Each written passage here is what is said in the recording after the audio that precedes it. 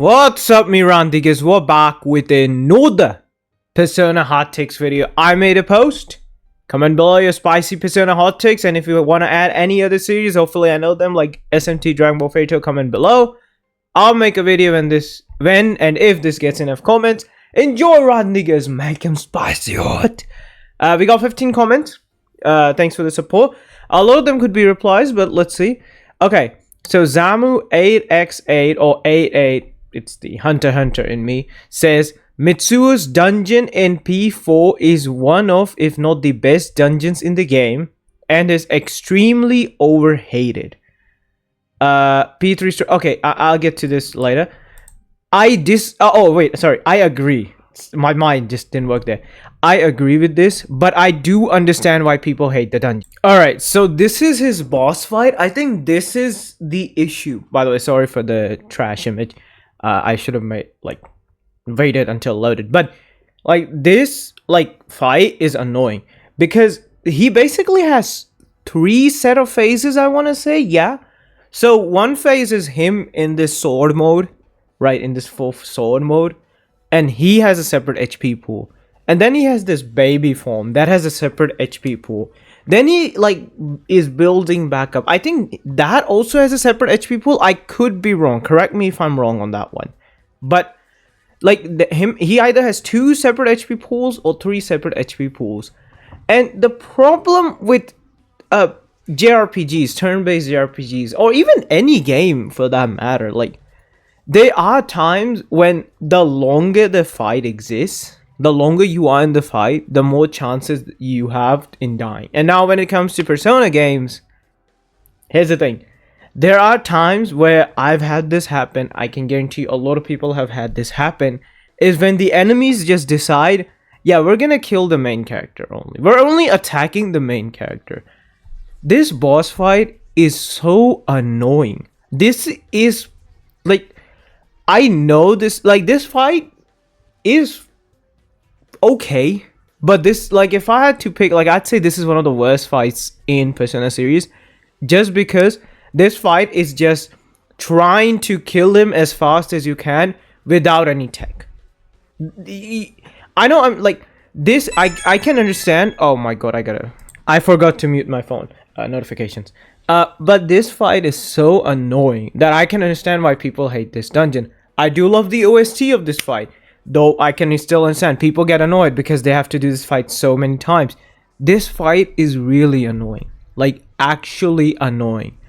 I can understand why people hate this fight, but I do understand that it is overhated. The dungeon itself is really fun, and this whole game aesthetic, I really love it.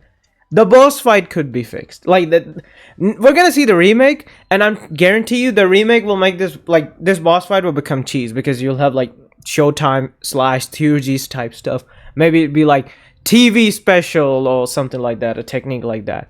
But they could do I do agree. People hate on this. I thought this dungeon was really fun, but I've heard people hate this dungeon for, I guess, because of the boss fight. P3 story would have been better if more people died. Yeah, this is something I will add. I was discussing this with was it my brother or who was I discussing this with? Or just thought of this and maybe thought, hey, I could talk about this in a video. Yeah, not many people die, and those that die, spoilers, most of them come back to life. And if you go to the FemC route, the only I can understand the whole concept that, oh, the MC was the one, but yeah, I do agree with this. They could have pulled something off like that. It's just one of those things where they could have done it. Let's see the replies. Is there something can he survive due to plot if Cease came about? Okay, Ken, as much as I hate, Ken should have lived. Okay, yeah, I've been looking at this. Use 600 hates Morgana, but no, I think Ken surviving was fine, but there should have been other people out there that should have died. But wait, I say that, I guess who though? Because if Mitsuo dies, I think it would be bad because her dad died, so it'd be she has this Fuka dying. Would Fuka have died? I guess Fuka. Because I wouldn't want Junpei to die. I wouldn't want Yukari to die. Characters that have already like faced death in the game, like some sort of like relative or some, even though Shidori, came back, whatever. But characters that have faced like actual atrocities, like Yukari, father's dead, Mitsuo, boom. Same with like Junpei, like someone's dead for him. Even like Akihiko, her sister, and then Shinji. Yeah, I guess Fuka, yeah. Yeah, Fuka should have died. I don't know. Okay, Captain M27 says, I still enjoy P5 and ready for any new spin-off. I enjoy Tactica Strikers and Dancing Star. I will say this, I don't mind Persona 5 spin-offs. I will put this on the table. I will say this, that the release cycle for the way they were releasing P5 spin-off, at least Tactica, is terrible. Listen, this game came out in November 17. So the way I've seen Atlus games work, they release in the January of end and February of start, mid-June or October-November. This was the October-November release. Why the hell was Tactica released after announcing Reload? That was a February release. And why? So this year in February, Atlus released nothing as far as I know. This could have been the February release. This could have been the February release. Tactica I find okay, but like I've seen a lot of people enjoy it.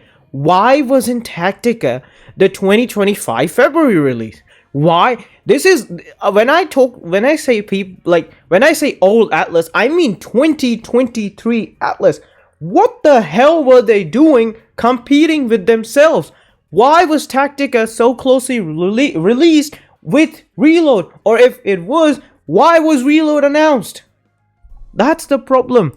I feel weird about Yu Narukami. He has the least personality in the base game. In my opinion, Joker had the over-the-top vibes all along. Okay. What's funny is I do make memes, Chad. But if have I made a main character tier list? If I haven't, I might do it after Royal. But I have said that I put Tatsuya 1, Maya 2, Makoto Yuki 3, Kotone 4, Narukami 5, Joker 6 because I haven't played Royal, and Naoya 7.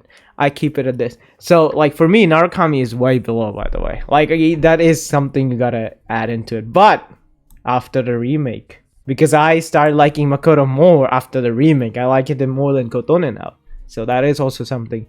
All along with Makoto, and had the I don't care and his cold reactions in the cutscenes and when a box fell on him, but Narukami was the most direct to him, yet he had the most relatable setting playing in the Dojima house with the issues between the family. I enjoyed it and it felt real living in a coffee shop or dorm. Ernest comment. Yeah, that is true. Staying with your uncle. I don't know if it's an intention to make you this empty and the place where he stays being a common thing to be able to fit yourself in the protagonist character though. Well, the thing is that the way they make Persona protagonists is they're basically superior to everybody, right? They're like the emotions and stuff, right? How should I say this? Like, things happen, they have their emotions under control while the other characters are trying to develop. I think the thing with Narukami is that they just went, oh yeah, he's the best, so we won't do anything with him in personality wise. But at the same time, there are some personality cues which are pretty funny, like him like saying what the C'est magnifique, the Mitsuru line. By the way, this is one thing I want to add. Also the fact that in the animation they beat Kubo like this. That is something I wanted to add, like Kubo like this.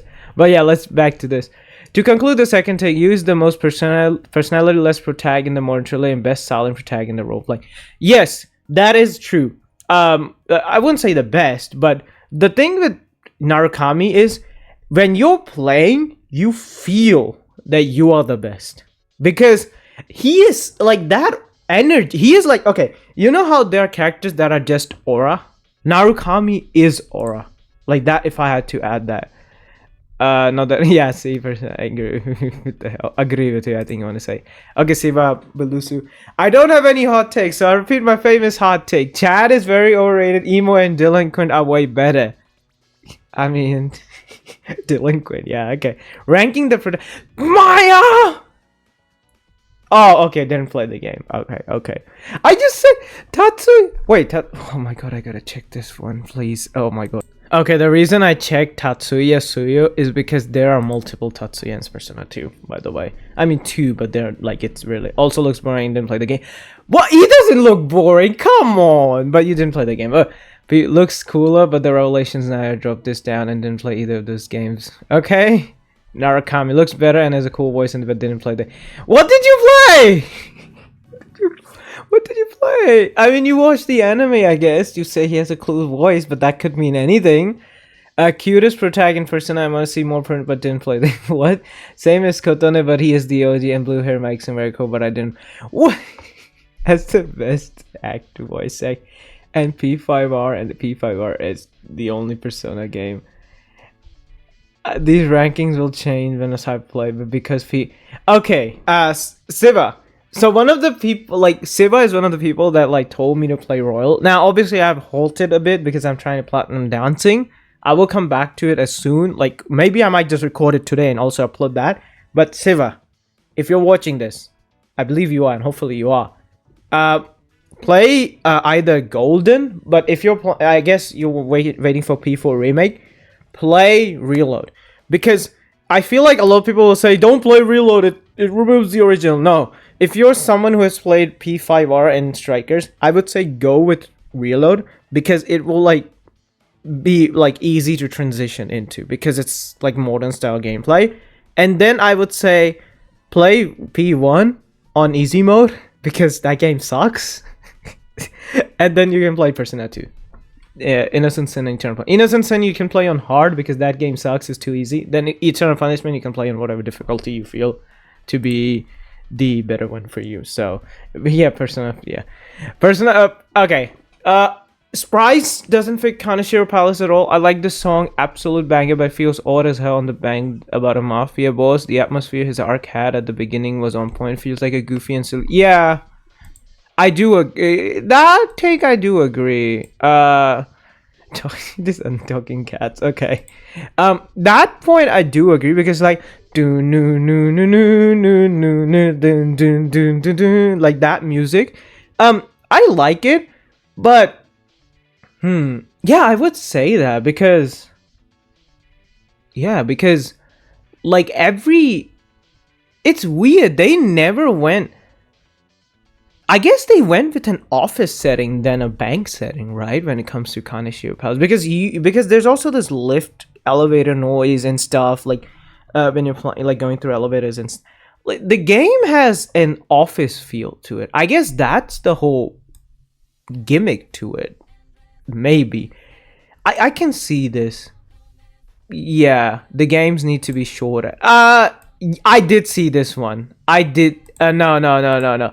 I did see this one. By the way, no talking cat this time. Okay, I did see this one. I disagree somewhat. Now, games being long, I guess you can make the argument 5 was way too long, and people have made the argument.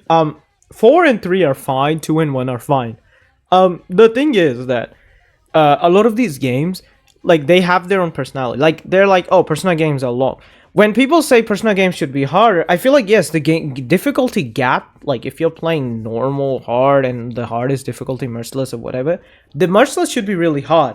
But at the same time, I will say that if you're someone who's been playing JRPGs for years, you're gonna find the games easy because you'll find the most optimal method to play.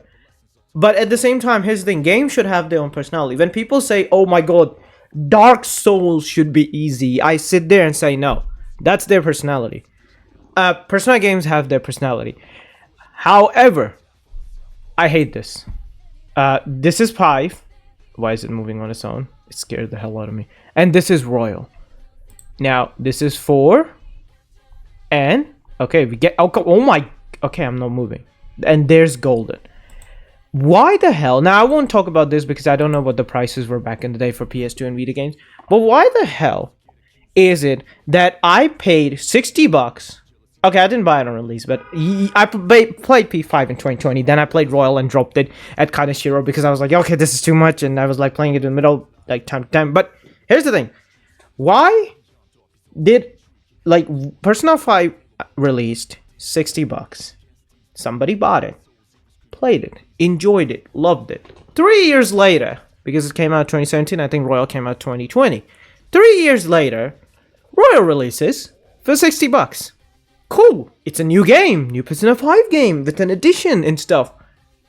You buy it and you have to play the damn game again. It's not a 10-hour game. It's not a 20-hour game. It's a 100+ hour game, depending. You can end it on 90 hours as well, I've heard. But why the hell does someone need to play the game again? And people are going to say, well, they added so many cutscenes in the middle, so many confidants. I get it. But shouldn't there be an option for those that just want to play the content of Royal to just get to experience that content which they pay $60 for? Why is it that if you get, like, you buy a game for $60 and you can't access it, like, only you can access it after playing the older version of the game? Doesn't that seem wrong? And people have commented on this. Like, that is, like, I want to, like, people love Atlus. I love Atlus, but this is anti-consumer. This is true Atlus greed. This is where I think greed comes into play. Because here's my question to you.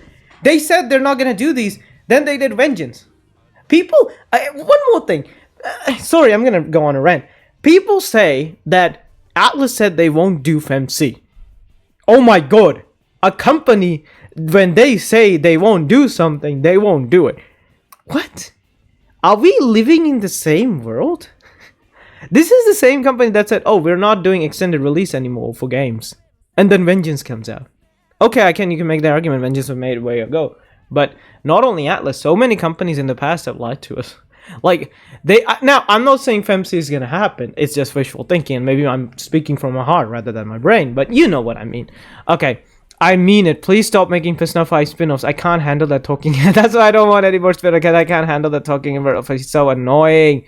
Mona is not that annoying to me. In addition, I want to see Persona 5 Strikers 2, where Samir, Zenkichi, Goro, and hopefully Maruki will be playable along with the one brand new character.